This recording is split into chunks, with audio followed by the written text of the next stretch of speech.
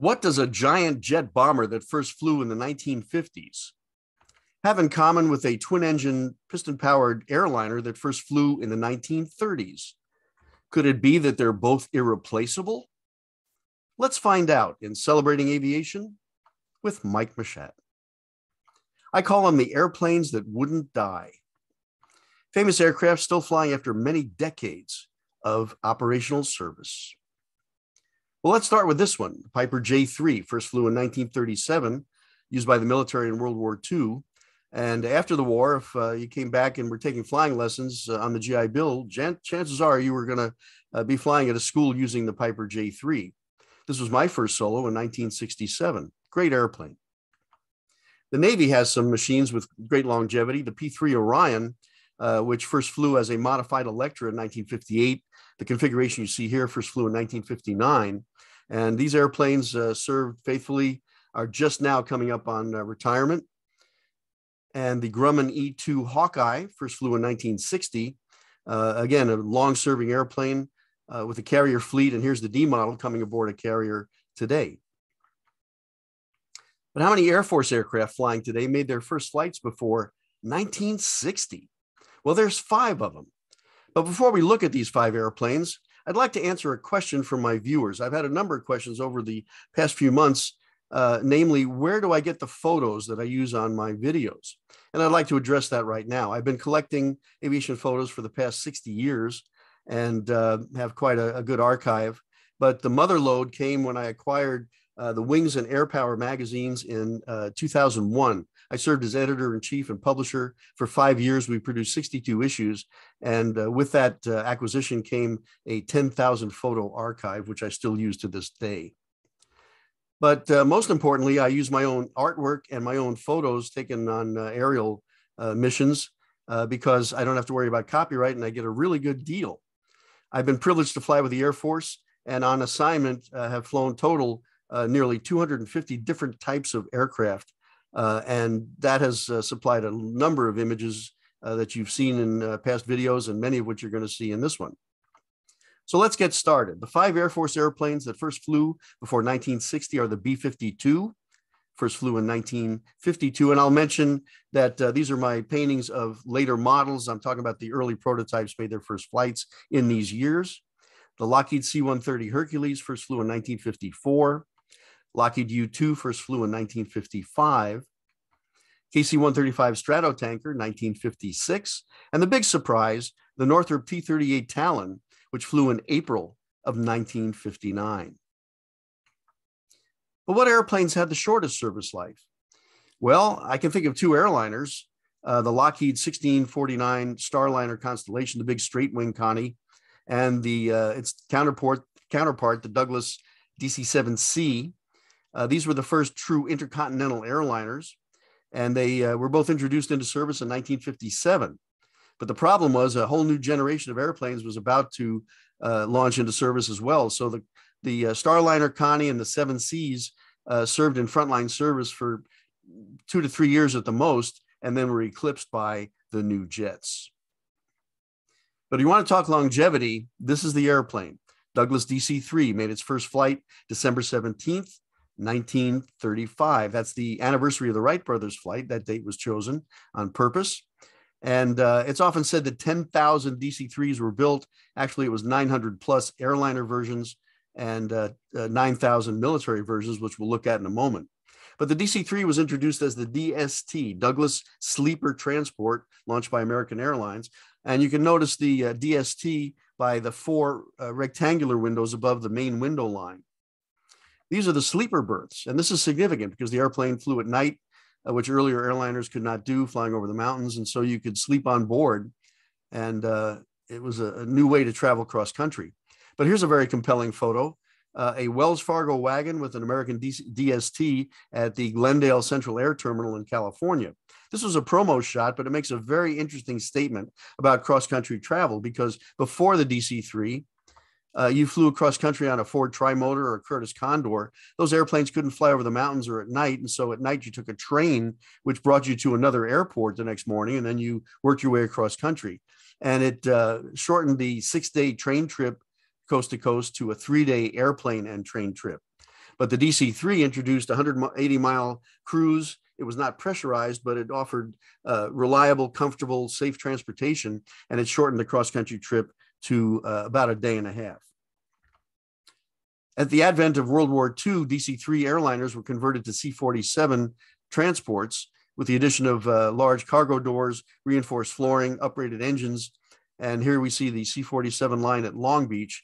And I'd like to mention that the same building that you see here was used for subassemblies for the DC-9 and DC-10 and even the MD-11, last airline transport produced at Long Beach. But the C-47 was considered a pivotal airplane, one of the 5 machines that General Eisenhower credited as allowing the Allies to win the war. And they're still used as modern warbirds today, as you see here. Here's a good example of camouflage as well as invasion stripes and how those work in the air. But as you see here, the flagship DC-3 was the backbone of the commercial airline fleet after World War II and into the early 1950s. A lot of military pilots that were returning from the war used DC-3s to start their own cargo airlines, charter airlines, or even local and regional airlines. But these were the airplanes that replaced the DC-3 in the mid-1950s and later, with the exception of the DC-5 seen at upper right. These were pressurized, faster airplanes, carried more passengers, and so it was the next step.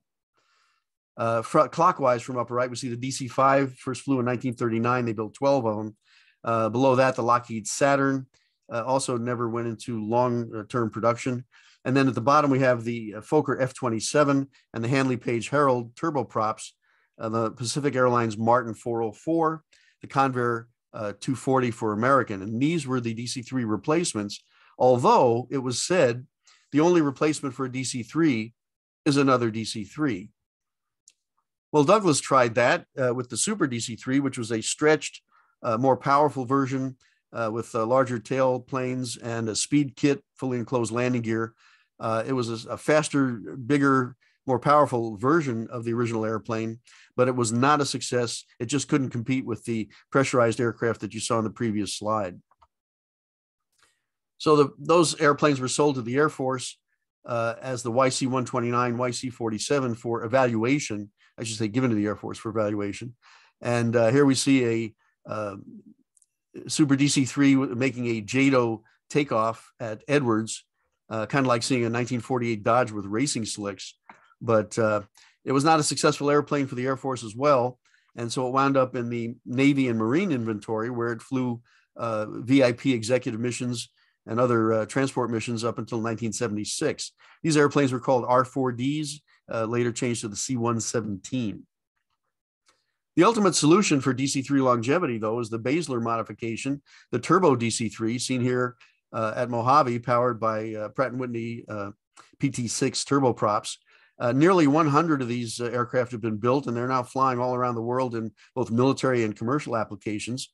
And this will be the airplane to claim the title of first operational machine flying for 100 years. What will be the first military aircraft for flying nearly 100 years? And that honor goes to the Boeing B52 Strato Fortress. So let's take a look at those 5 airplanes in a little more detail, those 5 Air Force aircraft still flying today. The B-52 originally was designed with a tandem canopy, as you see here, much like the B-47 predecessor. On the left is Boeing Chief Test Pilot Tex Johnston with President Eisenhower. And this significance of this airplane really can't be stated enough. It was America's prime deterrent weapon during the early years of the Cold War. But the Air Force insisted on a side-by-side airliner-type cockpit for better crew integration, and so the production models had this configuration nose. The B models were delivered to the Air Force in 1955.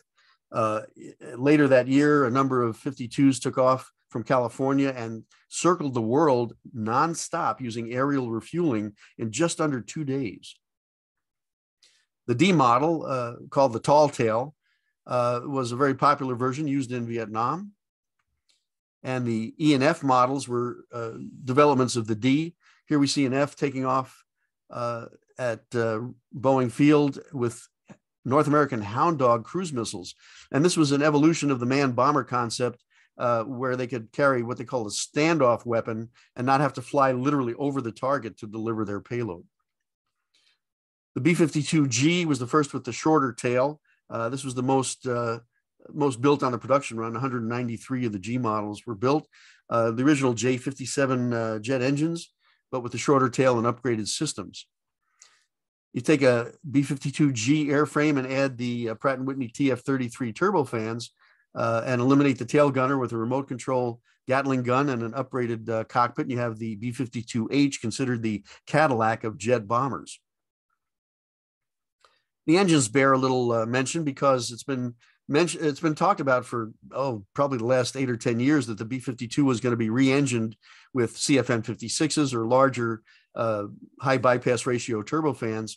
But what's actually going to happen now is that the B-52 will still stay an 8-engine airplane, but will carry a modified Rolls-Royce BizJet engine, which will burn 30% less fuel, far less emissions, less noise, much more efficient operation. And it was just simpler to leave the airplane as an 8-engine design with using the same basic nacelle and pylon, not having to re-engineer and replumb the entire airplane. The cockpit has been upgraded many times over the years. However, the throttle quadrant goes back to the original design in 1952. It's called a fistful of throttles. You notice that engines 4 and 5 are raised, and that's because they're started individually at first, and then engines 1, 2, 3, 6, 7, and 8 are gang started, which from inside the airplane makes a pretty dramatic noise. I should also mention the two B-52s, an A and B model, were used to carry the hypersonic North American X-15 rocket plane in the 1960s. And both these airplanes are on display, one at Pima and one at Northgate at Edwards Air Force Base. 744 B-52s were built, and there are 76 still in service and will fly well into the 21st century.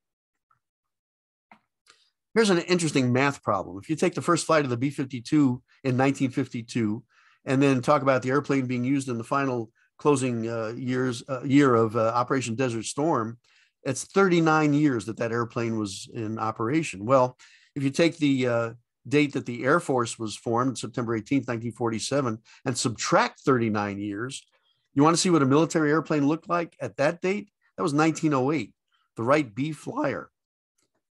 So it makes an interesting visual statement of how far we've come and what happens when you get a design right from the very beginning, pun intended. Next on our list, the Lockheed C-130 Hercules. And yes, this is the Jack Lenwood Revell cover. I just couldn't think of a better image to show the A model with the 3-blade props. And then later versions, of course, had the 4-blade prop. And you see the external fuel tank. What a versatile airplane. It's used by air arms of 65 different countries over the years. A search and rescue version, gunship AC-130 Spectre, the air show performer, the original Fat Albert, flown with the Blue Angels, real iconic airplane. This airplane has just been replaced with a more modern J model for the Blue Angels. But if you ever saw an air show with the JATO takeoff, it was pretty dramatic, something I'm sure you remember for a long time. And here's what the airplane looks like today. There's a Lockheed photo showing the J model. 2,500 total C-130s were built, still in production, the longest continuous production military airplane in history. 428 are still flying with the U.S. Air Force, plus many dozens in foreign service. Just a great, great airplane. Next, we have the Lockheed U-2 Dragon Lady, early prototype shown here at Groom Lake, Nevada. And the U-2 obviously became famous in May of 1960 with the shoot down over the Soviet Union. But later models have flown for many years. 104 total were built. 31 are still flying today. U-2s were equipped with cameras and sensor packages. And they were even test flown off of aircraft carriers in the Pacific. It couldn't launch by catapult, but quite frankly, it didn't need to be launched by catapult. Here we see it on the USS America. And with the carrier going into a stiff 35-knot wind, the U-2 was off the deck in just a couple of hundred feet. But it did have an arresting hook and could trap on carriers. Here we see a NASA ER-2. They also have a TR-1. This is the final configuration of the U-2, similar to the U-2s flown in the Air Force. And this is a stunning photo from Tony Landis showing the chase car at Palmdale. There's a U-2 pilot in the passenger seat. He's calling the final altitudes to the U-2 pilot, which are critical for getting the landing gear on the ground. I should mention that there were a number of other airplanes that had great longevity, and I'm sure if I missed a few, you'll tell me in the comments. But I'd like to talk about two from the former Soviet Union: the Antonov AN-2, first flown in 1947, and the Tu-95 Bear, flown same first year as the B52 in 1952. Also, the Lockheed T-33 jet trainer, first flown in 1948, revolutionary airplane. The cockpit just has that 1940s feel. And this was the favorite airplane of legendary Lockheed test pilot Tony LeVere, because in his humble words, he said the T-33 gave the world jet pilots. But the trainer I want to talk about now is the Northrop T-38 Talon.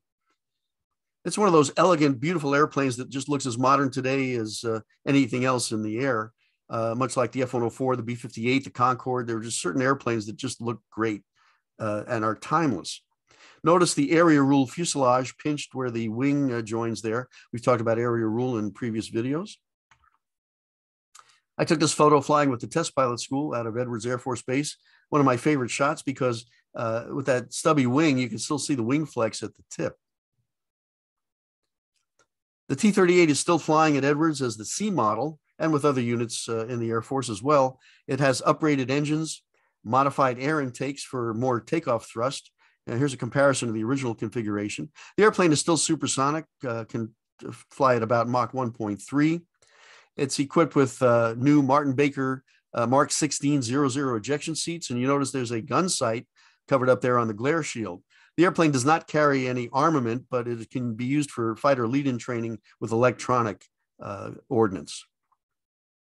1,146 T-38s were built. 500 are still flying today. And lastly, I want to talk about the KC-135 tanker, which solved the problem for the Strategic Air Command of having a piston-powered KC-97 refueling new jet bombers. It was a bit of a challenge.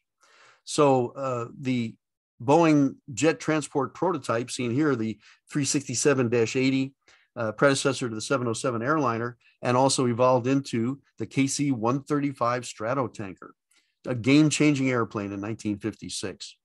I'd like to show you the different models seen from the receiver position. We have the KC-135A with the Pratt & Whitney J57s, seen from a KC-10. Here we have a KC-135E with TF-33 turbofans, seen from an F-16. And here we have the KC-135R refueling a B-52, seen from a trailing B-52. 802 KC-135s were built. 550 are still in U.S. Air Force inventory. They are now all R models. And I took this photo about a minute later, the world's first 12-engine jet bomber. Really good one to use on April 1st. Well, there you have it. A look at a number of airplanes that have been flying for decades and several which will still fly on well into the 21st century. Special thanks to the great folks who gave the images that made this presentation possible. And I want to thank you for celebrating aviation with Mike Machat. I hope you've enjoyed this episode. And until next time, take care.